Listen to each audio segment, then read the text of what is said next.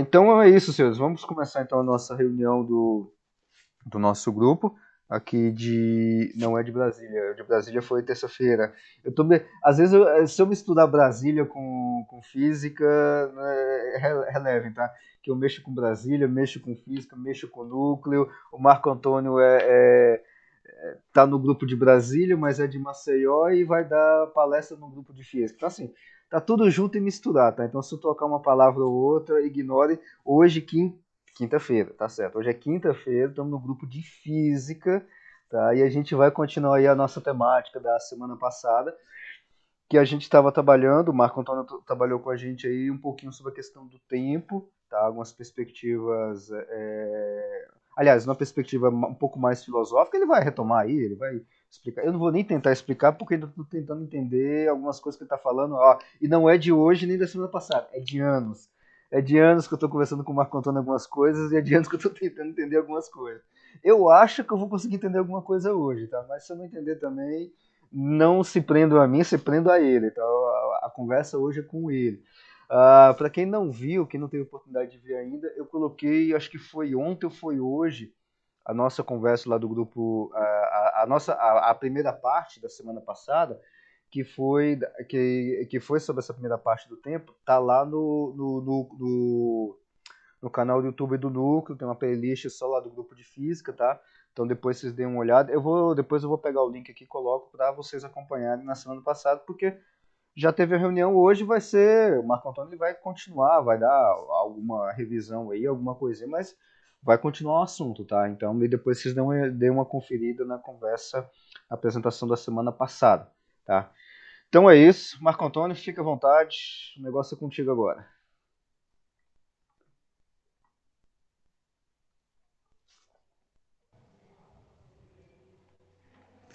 Boa noite, pessoal. Tô vendo aí que tem pelo menos duas pessoas que não estavam na semana passada, né? Tati e o Cid Paulo. Cid Paulo tá sempre presente lá nos grupos de apologética, né? Compartilhando várias coisas. Então, para tentar assim resumir bem resumidamente um pouco do que teve semana passada para não ficar tão perdido em algum momento. A gente viu semana passada um pouco sobre teorias do tempo, teoria A e teoria B. Tentando resumir tudo, né? Na teoria B, todos os tempos existem e não existe um tempo presente exatamente, mas todos os tempos existem. Passado, presente e futuro é algo psicológico, né? Mas existem coisas que vêm antes, outras vêm depois, mas tudo existe simplesmente.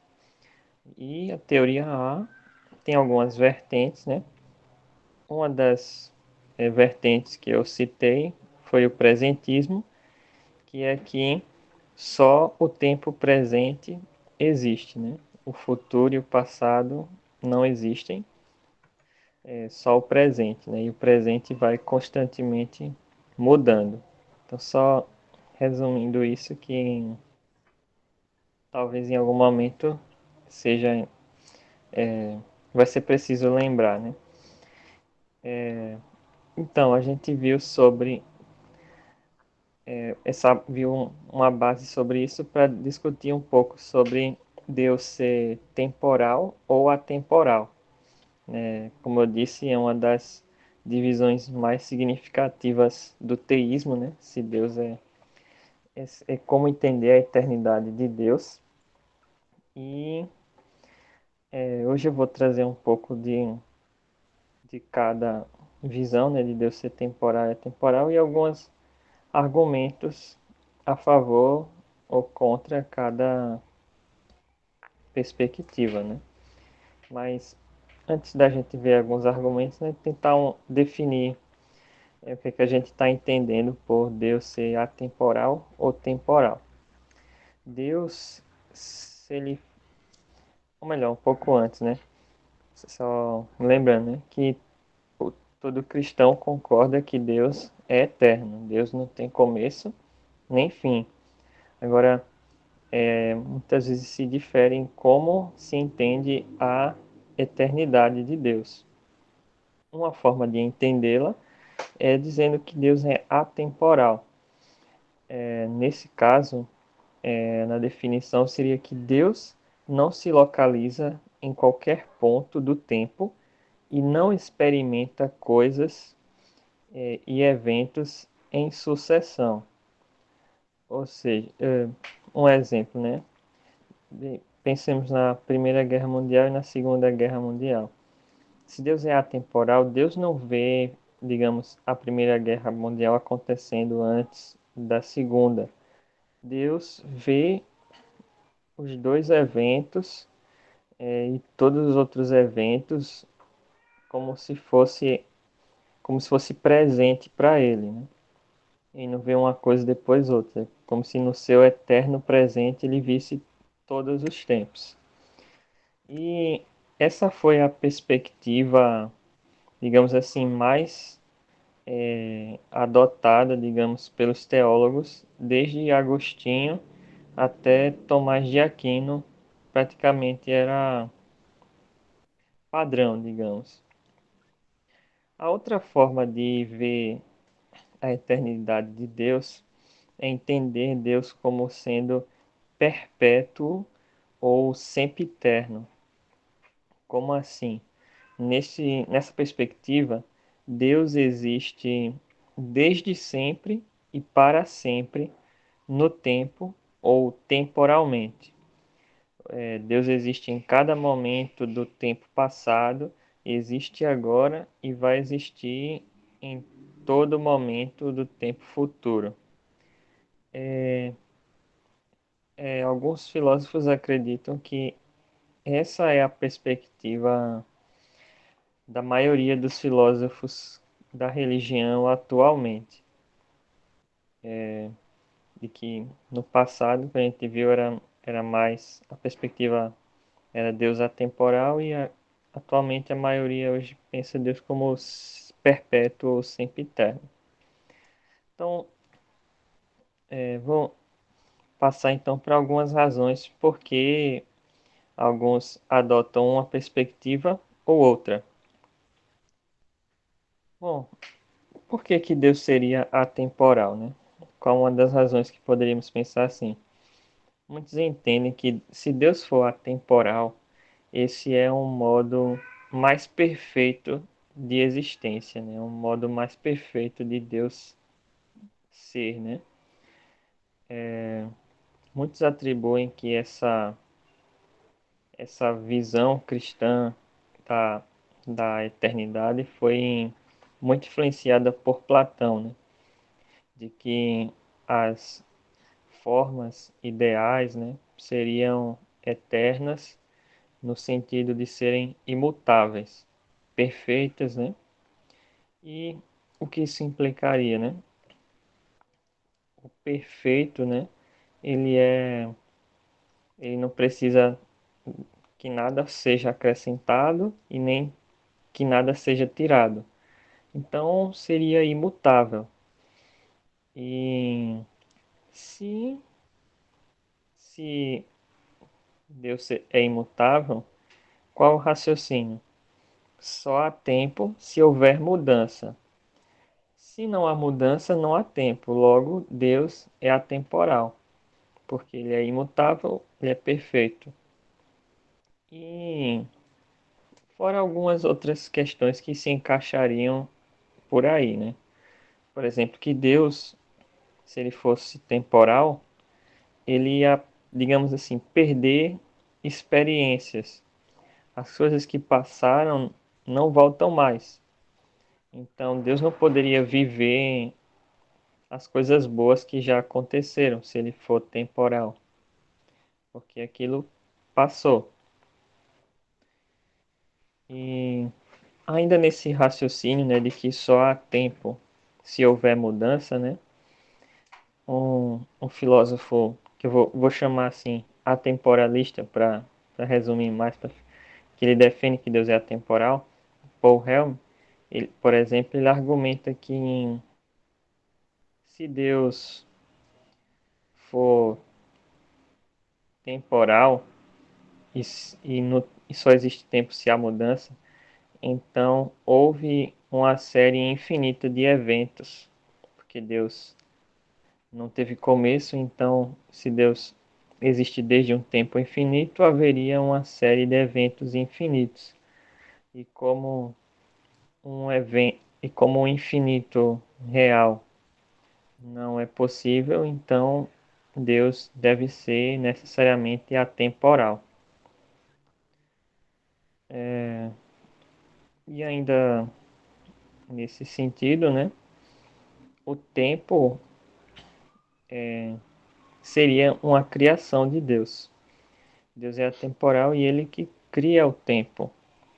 Isso ajuda, digamos, a responder uma pergunta, né, que Agostinho também tentou responder, que era o que fazia Deus antes de criar o universo.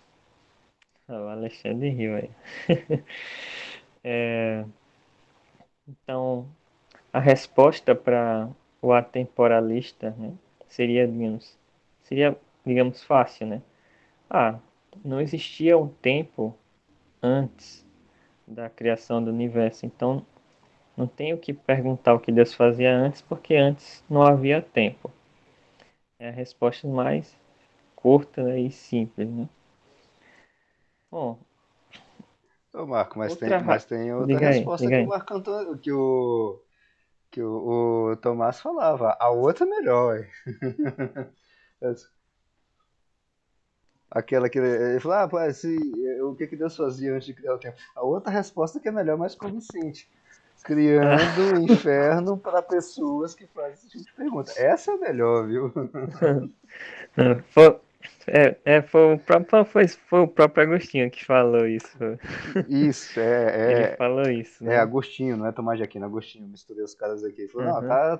tava criando, antes disso, tá criando o inferno, para pessoas que fazem pergunta desse tipo. Essa resposta para mim que é perfeita, velho. Eu quis deixar só a resposta padrão dele, mas ele brincou assim também. Bom, então, qual outra razão para pensar que Deus seria atemporal?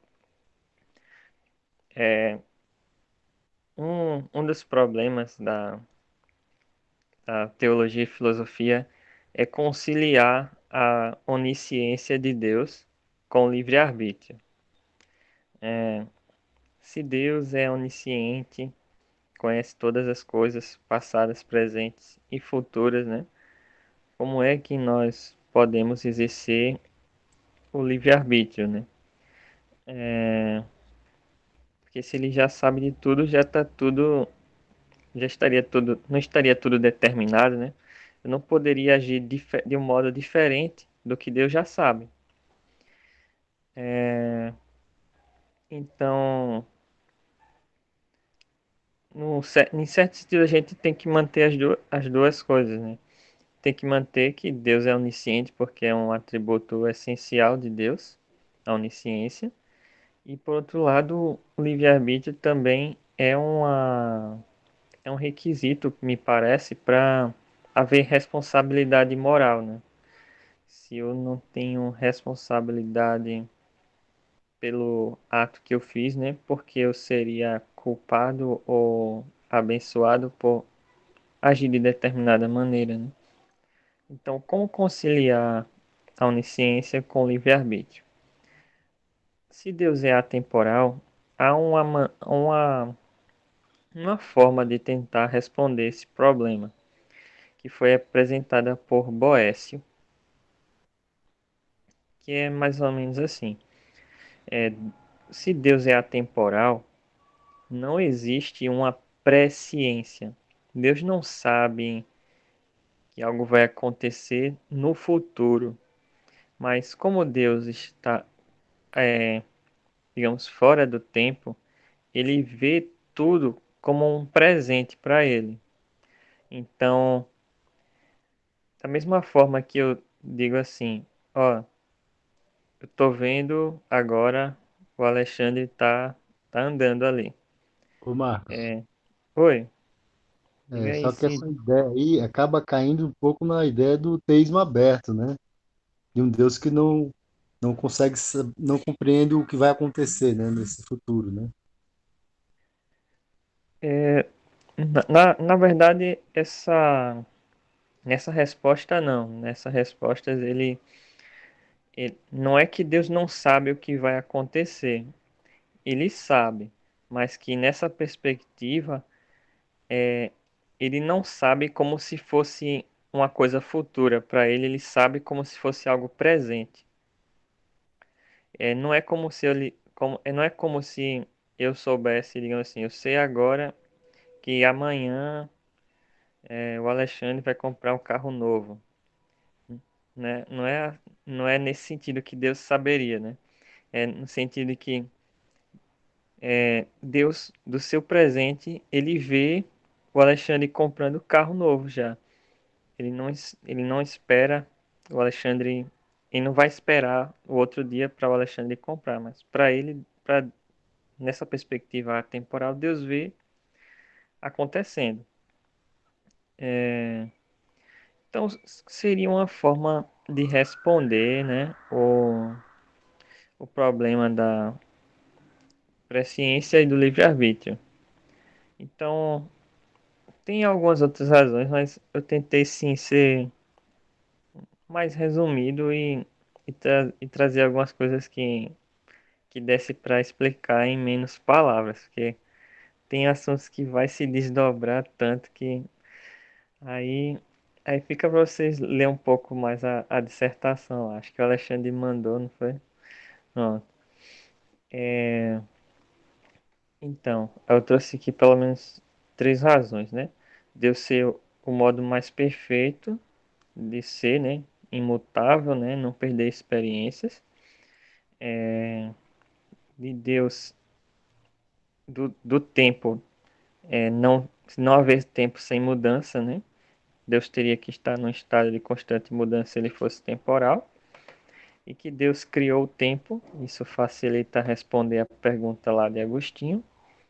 E além de trazer uma solução para o problema da presciência e do livre-arbítrio. São alguns argumentos em favor de Deus ser atemporal. Bom, se e os, digamos, temporalistas, vou chamar assim, será que eles têm como responder essas objeções,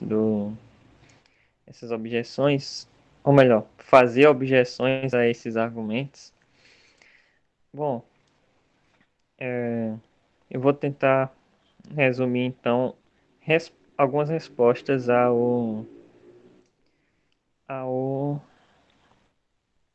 aos atemporalistas. Bom, como entender a imutabilidade de Deus? Aqueles que acreditam que Deus é perpétuo ou temporal, geralmente respondem que Deus é imutável, é, mas no sentido mais brando. Não é que Deus é imutável em todos os aspectos, em tudo. Deus não tem nem sentimentos, não. Deus é imutável naquilo que é essencial.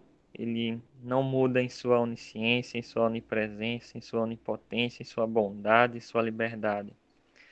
Mas Deus muda em características não essenciais, características relacionais também. Por exemplo, Deus, ele não é essencialmente criador. Ele passa a ser criador quando ele cria. Não é uma mudança em Deus. E há mudanças relacionais, no sentido que Deus se relaciona com a humanidade e em determinado momento ele faz uma coisa, ele cria, em outro momento ele castiga, em outro momento ele perdoa. Então, Deus é capaz de mudar, mas ele continua sendo imutável em determinados aspectos essenciais. Bom, respondendo à questão da imutabilidade e corrupção, né? Porque a gente viu Platão, né, pensando nas formas ideais como imutáveis, porque nada perde, nada se acrescenta, né?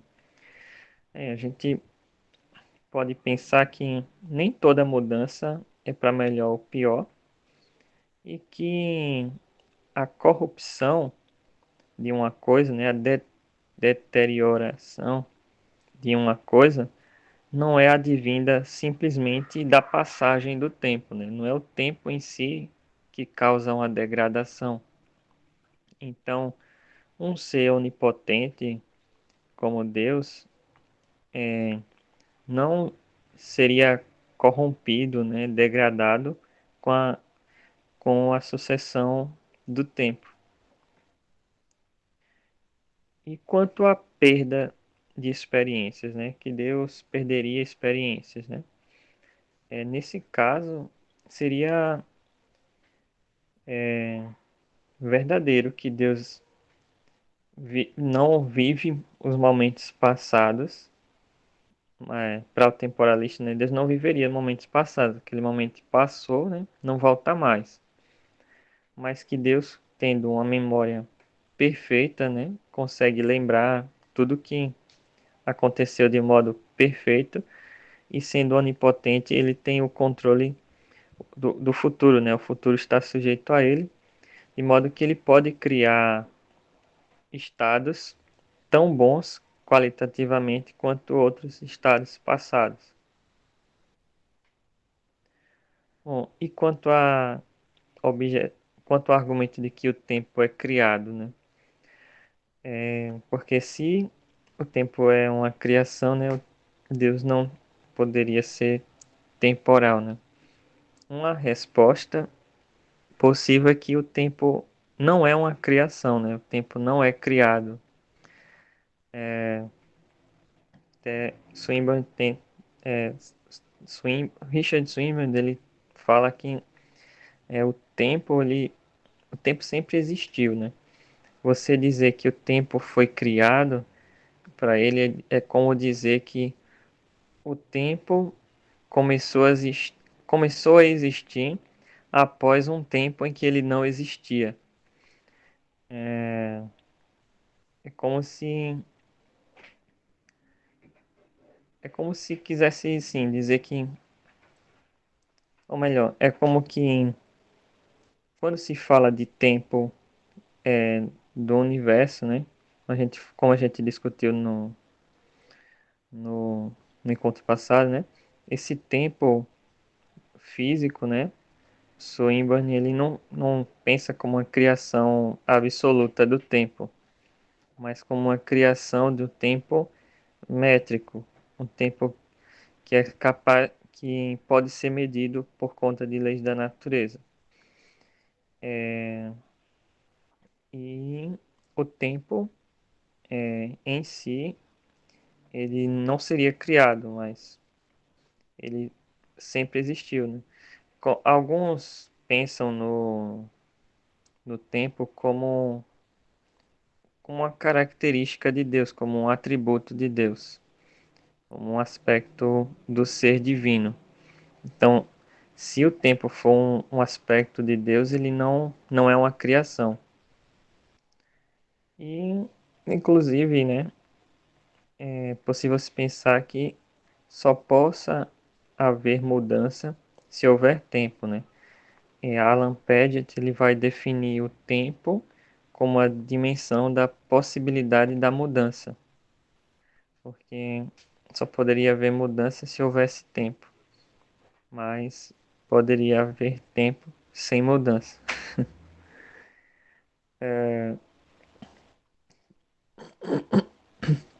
Se pode haver tempo sem mudança, né? O que que, como seria então Deus, né? Antes de criar o universo, né?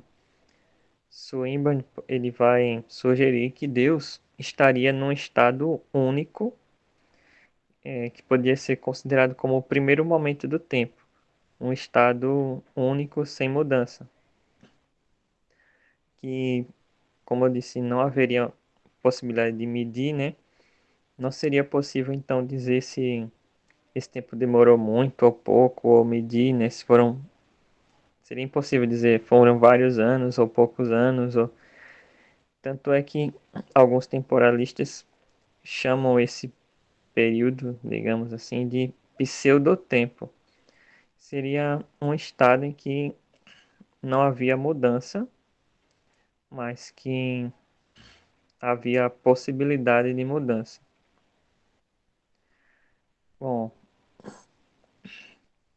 e quanto ao problema do livre-arbítrio e da presciência? Eu acho que não ia, eu achei que não ia dar tempo, né? Que é muita coisa, então eu vou só citar aqui, né? Que há outras formas de, de tentar responder esse problema, né, da presciência e do livre-arbítrio, que eu vou citar, né? E se depois alguém tiver interesse em a gente explicar, se tiver tempo, a gente pode ver alguma dessas soluções. Algumas dessas soluções são o Ockhamismo, que é baseado nas ideias de Guilherme de Ockham, o Molinismo, o teísmo aberto, que o Cid Paulo citou, e uma solução que pode ser chamada de agostiniana frankfurtiana. São só para citar assim que há diferentes possibilidades de tentar solucionar esse problema da presciência e do livre-arbítrio, não é só a solução de Boécio. Inclusive, a solução de Boécio também tem seus problemas, né? Um, um problema, vou citar, é conhecido como o problema do possível profeta. Que é assim, a, como eu falei, a solução é de que Deus não vê as coisas acontecendo no sentido de ver elas que elas vão ocorrer no futuro, mas que ele vê como se fosse presente. O problema do possível profeta é o seguinte: se Deus sabe o que vai acontecer em determinado ano, digamos 2022, e ele revela para alguém em 2021 o que vai acontecer em 2022. Então, o, o conhecimento que era, digamos, apenas presente, né, que era presente para Deus, agora se torna um conhecimento em direção para o futuro, né, porque o profeta sabe o que vai acontecer. Aí é como que há possibilidade, sim, de alguém saber o futuro. Então, se há essa possibilidade de Deus revelar a alguém o futuro, então fica questionável se a solução de Boyce realmente soluciona o problema ou está apenas mascarando, né? Porque ele continua lá. Ainda é possível conhecer o futuro. Bom, essas foram algumas respostas às algumas, algumas, algumas formas de tentar responder, né, a ideia de que Deus é atemporal, os argumentos, né, para que Deus seja atemporal. E vou falar agora alguns argumentos. Também vou resumir, não dá para falar tudo, em favor de que Deus é temporal. E aí nesses vão ser boa parte baseados nas teorias do tempo, né? Bom, baseado no presentismo. Tem uma fala, né? Tem um termo, né? Que é tense. Tense é em inglês, né? Tense. Tense seria aquele aspecto da linguagem que dá a característica de tempo para aquela fala. Por exemplo, quando eu falo assim, eu faço, eu fiz, eu vou fazer, nessa minha fala dá para identificar que tem algo caracterizando o tempo da ação, né? Então, isso que dá esse aspecto da linguagem que dá o tempo da coisa, da ação, é tense. Mas como eu realmente eu tive dificuldade de achar um termo em português para isso, aí eu chamo temporal mesmo, eu vou chamar de temporal. Então, em vez de falar tense de facts, eu vou falar fatos temporais, né? Então, o que que tem a ver o presentismo, fatos temporais e Deus e a eternidade de Deus? Se o presentismo é verdadeiro, então existem fatos temporais. Algumas coisas são passado, presente e futuro. Algumas coisas ainda vão acontecer, outras já aconteceram. E, bom, existem então fatos temporais se o presentismo é verdadeiro. Porém, se Deus é atemporal, Deus é totalmente imutável. Deus não tem sucessão.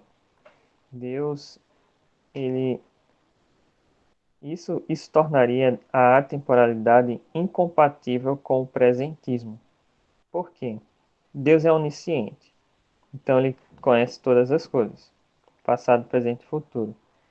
Mas se o presente é constantemente moldado, um Deus atemporal não seria capaz de acompanhar esse presente mudando, né? Então, a pergunta que o pessoal faz assim, né? Deus sabe que dia é hoje? Se ele é atemporal, como é que ele poderia saber que dia é hoje? Porque o hoje, né, muda constantemente. E o Deus atemporal não muda em nenhum aspecto, de jeito nenhum. Então, se a gente aceita o presentismo, ou a gente rejeita que Deus é atemporal, ou a gente aceita que ele é atemporal, mas ele não tem conhecimento de que tempo é o tempo presente. E que ele não tem conhecimento de fatos temporais. Esse é um argumento em favor de que Deus é temporal. Bom, tem outros ainda que são parecidos com esse, questão da ação de Deus, mas como eu disse, é difícil de desenrolar assim em poucas palavras. Então vou passar para outro. Vamos pensar na teoria B do tempo. Se, digamos que a teoria B do tempo é verdadeira.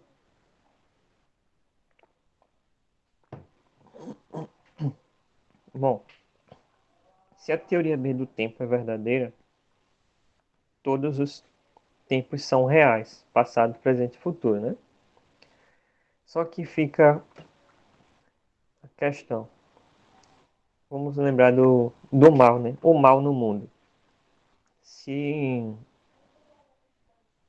se todos os tempos são reais e não deixam de existir, tudo quanto é mal, todas as ações más, todo o sofrimento no mundo nunca deixa de existir. O Holocausto, pode pensar em tudo que é sofrimento, não deixa de existir, sempre existe. E fica a questão, né? Será que na teoria B do tempo, Deus, Deus venceria o mal? Porque mesmo que haja o apocalipse, sei lá, a felicidade dos salvos, mas todo o passado de sofrimento permaneceria existindo. Então, como conciliar isso, né? com a vitória de Deus sobre o mal. Porque no presentismo, na teoria A, né, o mal passado já deixou de existir, né? Já deixou de existir, não existe mais. O que passou já não existe, só existe o presente. Então, assim, o, o, o atemporalista, né, aquele que defende que Deus é atemporal, se ele não aceita o presentismo por conta das dificuldades que tem para a temporalidade, né? Se por outro lado ele aceita a teoria B do tempo, esse é um dos problemas que ele vai ter que lidar, né? Com a existência permanente do mal no mundo. Um terceiro argumento para a ideia de que Deus é perpétuo, temporal, é a ideia de pessoa, né? Que tipo de pessoa seria uma pessoa atemporal?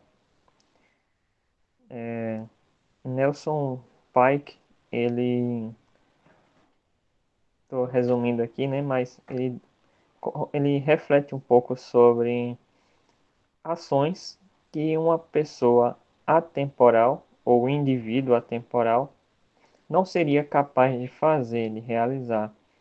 Um indivíduo atemporal, ele não seria capaz de refletir, deliberar, antecipar, lembrar, agir intencionalmente e não seria afetado por nada. Por quê? Essas, essas ações, elas demandam tempo ou exigem que o tempo venha antes ou depois delas. Então, uma pessoa temporal, um indivíduo atemporal, não seria capaz de realizar esses tipos de ações. Pode ser que continue sendo uma pessoa, sim, mas que tipo de pessoa seria esse que não realiza esse tipo de ação, né? Será que nós seríamos capazes de nos envolver emocionalmente com uma pessoa desse tipo, que não se relaciona, não é afetada por nada?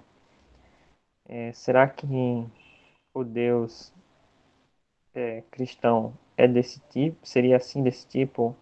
Ou seria um Deus mais relacional que é afetado pela humanidade, que sofre? Então, são, são três argumentos, né, em favor de que Deus seja temporal. Existem algumas outras visões ou que tentam pegar um pouco de cada visão, né? Não é a visão de que Deus é atemporal simplesmente e que Deus é temporal simplesmente não são as únicas, né? Existem algumas, digamos, terceira via, né? O, um exemplo é o filósofo William Lane Craig. A visão dele é um pouco diferente. É a de que Deus, ele, sem a criação, ele é atemporal. Mas, ao criar o mundo, Deus se torna temporal para se relacionar com a criação. E existem outras visões de que Deus, por exemplo, seria omnitemporal, que Deus está em todos os tempos. E, e ainda existe outra visão, uma atemporalidade relativa, é a de que Deus é, é atemporal no sentido de que ele não está no nosso tempo, mas ele é temporal num tempo próprio dele. Assim, né? Só para dizer que existem outras tentativas de fugir dessa dicotomia, né? Temporal. Dicotomia não, essa bifurcação, sei lá, essa oposição temporal a temporal. Bom, então era isso que eu tinha anotado aqui para trazer para vocês.